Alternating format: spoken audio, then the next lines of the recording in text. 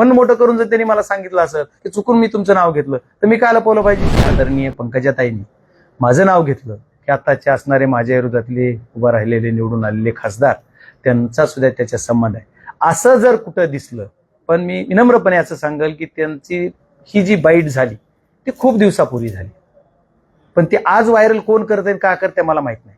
ज्या क्षणाला त्यांची बाईट झाली त्याच्या एक अर्ध्या तासानं असेल मला त्यांचा फोन आलेला, निवडणुकीच्या नंतरचा तो पहिला फोन, आणि त्या फोनमध्ये त्यांनी सांगितलं मला की बाप्पा मी तुमचं नाव घेतलं चुकून, तुम्ही त्यावेळेस नव्हतात पण माझी चूक झाली, तुम्हाला जर कोणी विचारलं तर तुम्ही स्पष्टपणे सांगा. पण मी आज त्याचा स्पष्ट खुलासा करतो की ते मी तुमचं नाव घेतलं, तुम्ही त्यावेळेस पदावर नव्हतात.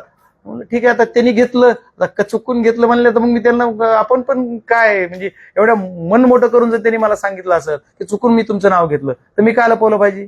माझी चर्चा झाली तर खुलेआमच म्हणणार, मला फोन आलता डायरेक्ट माझ्या फोनवर आलाय, त्याच्यामुळे मी चुकून बोलायचं काय करणार, तेवढा मला फोन आला.